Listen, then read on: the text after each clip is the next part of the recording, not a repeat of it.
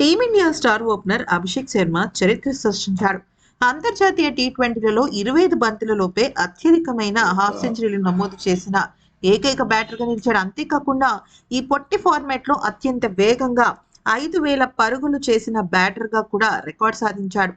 న్యూజిలాండ్తో 5 టీ20ల సిరీస్లో భాగంగా నాగ్పూర్ వేదికగా బుధవారం జరిగిన మ్యాచ్లో 22 బంతుల్లోనే హాఫ్ సెంచరీ సాధించడం ద్వారా అభిషేక్ శర్మ ఈ ఫీట్ సాధించాడు.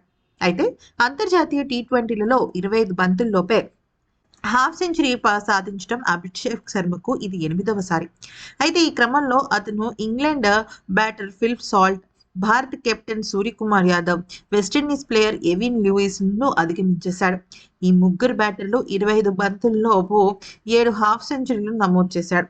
ఇక న్యూజిలాండ్ పైన అత్యంత వేగంగా భారత బ్యాటర్ నమోదు చేసిన టీ20 హాఫ్ సెంచరీ కూడా ఇదే అన్నమాట. అంటే ఇప్పటి వరకు ఎవ్వరు ఏ భారత ఆటగాడు కూడా ఇది సాధించలేదు. అయితే ఈ క్రమంలో అతను కేఎల్ రాహుల్, రోహిత్ శర్మల రికార్డును కూడా అభిషేక్ శర్మ అధిగమించేశాడు. ఈ ఇద్దరు కూడా 23 బంతుల్లో న్యూజిలాండ్ పై హాఫ్ సెంచరీ సాధించగా అభిషేక్ శర్మ ఇక 22 బంతుల్లో హాఫ్ సెంచరీ బాది ఈ రికార్డును బ్రేక్ చేశాడు. అయితే ఈ మ్యాచ్లో విధ్వంసకర బ్యాటింగ్తో చెలరేగిన అభిషేక్ శర్మ త్రుటిలో సెంచరీని అవకాశాన్ని చేజార్చుకున్నాడు. 35 బంతుల్లో 5 ఫోర్లు, 8 సిక్స్లతో 84 పరుగులు చేసి క్యాచ్అవుట్గా వెనుతిరిగాడు. అతని విధ్వంసంతో ఈ మ్యాచ్లో ముందుగా బ్యాటింగ్ చేసిన భారత్ నిర్ణీత 20 ఓవర్లలో 7 వికెట్లకు 238 పరుగులు చేసింది. అయితే అభిషేక్ శర్మకు తోడు ఇక సూర్యకుమార్ యాదవ్ 32 పరుగులు సాధించాడు, రింకు 44 చేశాడు. అందరూ కూడా బాగానే రాణించారు. అయితే ఇక్కడ ఇషాన్ కిషన్ మాత్రం ఆశించినంత మేర రాణించలేకపోయాడు. ఈ క్రమంలో భారత జట్టు అద్భుతమైన విజయాన్ని అయితే సాధించింది. ఇక అభిషేక్ శర్మ మ్యాచ్ పూర్తయిన తర్వాత మాట్లాడుతూ ఏమన్నాడంటే, నేను పెద్ద పెద్ద షాట్లు ఆడడానికి పెద్దగా నేనేమి ఆలోచించను. నిజం చెప్పాలంటే నాకు పెద్ద షాట్లు ఆడడం కూడా రాదు. నేను ఒక్కొక్కసారి లోపల నుంచి ప్రిపేర్ అవుతూ ఉంటాను. మనం ఏదైతే ప్రాక్టీస్ సెషన్స్లో చేస్తామో అదే మనకి మెయిన్ ప్రత్యక్ష గేమ్లో మనకి కనపడుతుంది. అయితే ఇక తొలిసారి గ్రౌండ్లోకి దిగి సరికొత్త చరిత్రను సృష్టించాడు. Team India young opener Abhishek Sharma కొత్త ఏడాదిని గ్రాండ్గా మొదలుపెట్టాడు. నాగ్పూర్లో జరిగింది కదా, అంటే నిన్న మ్యాచ్ జరిగింది కదా. అయితే ఈ క్రమంలో భారత జట్టును గెలిపించడంలో కీలక పాత్ర పోషించడమే కాకుండా, ఇందాక చెప్పుకున్న రికార్డే కాకుండా, టీమిండియా విజయంలో హీరోగా నిలిచిన తర్వాత ఓపెనర్గా బరిలోకి వచ్చిన అభిషేక్ తొలి బంతి నుంచే అటాకింగ్ మొదలెట్టాడు. అయితే ఇక న్యూజిలాండ్ జట్టుపై టీమిండియా ప్లేయర్ సాధించిన ఫాస్టెస్ట్ హాఫ్ సెంచరీ ఇదే కావడం మనం చెప్పుకున్నాం కదా. ఇక ఆ తర్వాత టీ20లలో అత్యంత వేగంగా కూడా 5,000 రన్స్ చేసిన బ్యాట్స్మెన్గా కూడా నిలిచాడు.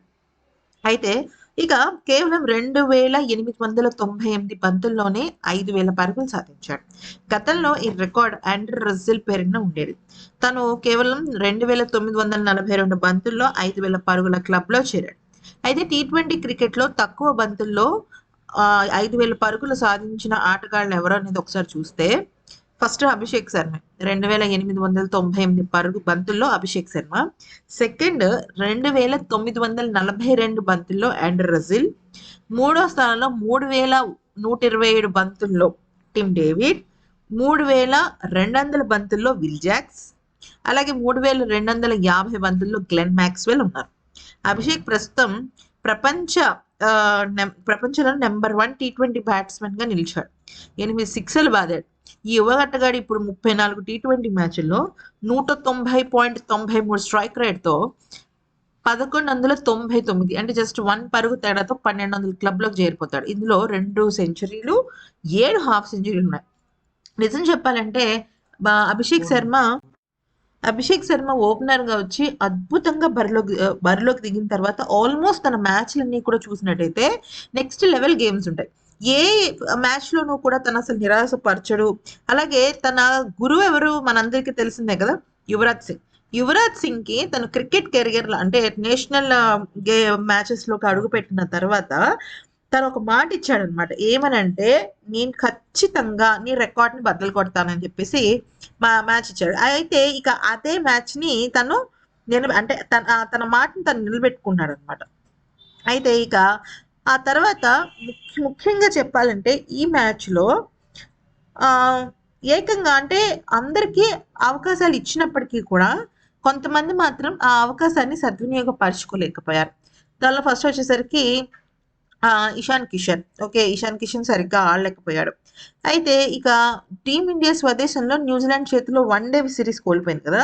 One day series utter flop అవ్వడానికి ప్రధానంగా జడేజా, కుల్దీప్, ప్రసిద్ధ కృష్ణల పేలవమైన ప్రదర్శనే కారణం. అయితే ఇక టీ20 విషయంలోకి వచ్చినట్టయితే ఇప్పుడు అభిషేక్ శర్మ సాధిస్తున్న ఈ రికార్డ్స్ ఖచ్చితంగా టీ20 వరల్డ్ కప్‌ని శాసించబోతున్నాయన్నమాట. ఎందుకనంటే న్యూజిలాండ్ జట్టు ఆటగాడు కూడా ఒక మాటలో చెప్పాలంటే అంటే ఆ జట్టు కెప్టెన్ అయిన మిచెల్ శాంట్నర్ ఏమన్నాడంటే, అభిషేక్ శర్మ భారీ హిట్టర్ అని మాకు తెలుసు. కానీ ఇంత అద్భుతంగా రాణిస్తాడని మాకు తెలీదు. ఫస్ట్ బంత్ నుంచి అటాకింగ్ మొదలుపెట్టాడు అంటూ చెప్పడం అయితే జరిగింది. అయితే ఇంకా భారత జట్టులో నిన్న సూర్యకుమార్ యాదవ్ కూడా కొంచెం పుంజుకున్నాడు. అంటే 32 పరుగులు చేశాడు. కాకపోతే మ్యాటర్ ఏంటంటే మిగతా ఆటగాళ్ళందరూ కూడా రాణించాలి. ఇక ఈ క్రమంలో శ్రేయస్ అయ్యర్‌ని కనుక మళ్ళీ జట్టులోకి తీసుకొస్తే బావుంటుంది అనేసి అందరూ అనుకుంటున్నారు. ఎందుకంటే నిన్న భారత్ గెలిచింది. బానే ఉంది. 48 పరుగుల తేడాతోనూ గెలిచింది. బానే ఉంది. కానీ ఇండియాకి కొత్త టెన్షన్ మొదలైంది. అదేంటంటే ఫీల్డింగ్. ఈ మ్యాచ్‌లో భారత ఫీల్డర్స్ అనేక అవకాశాలు వృధా చేశారు. Abhishek Sharma batting okay. తను ఎప్పుడూ కూడా బ్యాటింగ్‌లో దుమ్మురేపుతాడు. ఒక్కొక్కసారి ఎంత మంచి ఆటగాడైనా సరే బ్యాటింగ్‌లో అటు ఇటు అయితే మేబీ ఏదైనా ఒక బ్యాట్ బాల్ వస్తుంది. అయితే అక్కడ సరిగ్గా హిట్ అవ్వలేదు. కనెక్ట్ అవ్వలేదు. అప్పుడు ఔట్ అవుతాడు. నెక్స్ట్ ఏంటి? తర్వాత వచ్చిన వాళ్ళు కూడా రాణించాలి కదా! ఓన్లీ అభిషేక్ శర్మ మీద డిపెండ్ అయిపోయి మనం ఏమి రాణించలేం కదా! అది విషయం. అయితే ఇక న్యూజిలాండ్ ఇన్నింగ్స్‌లో భారత ఫీల్డర్‌లు కనీసం మినిమమ్‌కి 3 క్యాచెస్ వదిలేశారు. ఇంకా డీప్‌గా చెప్పాలంటే. హర్ష్‌దీప్ సింగ్ బౌలింగ్‌లో ఇషాన్ కిషన్ ఎంతో ఈజీ క్యాచ్ మిస్ చేశాడు. ఆ! అలాగే ఇంకా చెప్పాలంటే మార్క్ చష్మన్ ఇచ్చిన సులభమైన క్యాచ్‌ను రింకు పట్టుకోలేకపోయాడు. అక్షర్ కూడా గ్లెన్ ఫిలిప్స్ ఇచ్చిన క్యాచ్‌ను వదిలేశాడు. అదనంగా సంజు శాంసన్ పేలవమైన వికెట్ కీపింగ్. ఇలా అయితే ఎలాగా? బ్యాటింగ్ ఒక్క అభిషేక్ శర్మ బ్యాటింగ్, వరుణ్ చక్రవర్తి బౌలింగ్ సరిపోదు కదా! సమిష్టిగా రాణిస్తేనే కదా! ఇప్పుడు ఫస్ట్ మ్యాచ్‌లో వన్ డే కూడా గెలిచింది మన భారత జట్టు. అయితే ఏమైంది? వన్ డే గెలిచిన తర్వాత మనం చూసినట్టయితే ఇక్కడ మన న్యూజిలాండ్ ఆటగాళ్ళు ఉన్నారు కదా! న్యూజిలాండ్ ఆటగాళ్ళు ఫస్ట్ వన్ డే మ్యాచ్ చూసారు. తర్వాత నుంచి పట్టుబట్టారు. ఇక సెకండ్, థర్డ్ వన్ డే మ్యాచ్‌లు భారత జట్టు వాళ్ళ మెళకువలేంటి, బౌలర్స్ ఏ రకంగా రాణిస్తున్నారు ఇవన్నీ చూసి వాళ్ళకి ఇంకా అర్థమైపోయింది. ఓహో! వీళ్ళ పరిస్థితి ఇలా ఉందా అని చెప్పేసి వాళ్ళు చక్రం తిప్పడం మొదలెట్టారు. ఇప్పుడు కూడా మన భారత జట్టు ఫీల్డింగ్ తప్పిదాలు చెయ్యకూడదు. ఫీల్డింగ్ తప్పిదాలు చేస్తే మొత్తానికి మోసం వస్తుంది. అదే నేను అనేదన్నమాట. అంటే నేననేది కాదు. సునీల్ గవాస్కర్, సెహ్వాగ్ అందరూ కూడా ఎందుకు ఫీల్డింగ్ తప్పిదాలు ఎందుకు జరుగుతున్నాయి? ఇది కేవలం న్యూజిలాండ్‌తో జరిగే సిరీస్ మాత్రమే కాదు. ఈ సిరీస్ అనేది చాలా ఇంపార్టెంట్. టీ20 వరల్డ్ కప్‌కి ముందు. ప్రతి ఆటగాళ్ళలో ఉన్న బలహీనతలను మనం లెక్క తీసుకోవాలి. ఈవెన్ న్యూజిలాండ్ ఆటగాళ్ళు కూడా అదే అంటున్నారు. మాకిది ప్రాక్టీస్ మ్యాచ్‌లా ఉంది. మాకు అద్భుతమైన పుష్ వస్తోంది అని చెప్పేసి అనుకుంటున్నారనమాట. ఫ్రెండ్స్ అది ఫ్రెండ్స్ ఈ వీడియో గనుక నచ్చినట్టయితే లైక్ చేసి సబ్స్క్రైబ్ చేసుకోండి.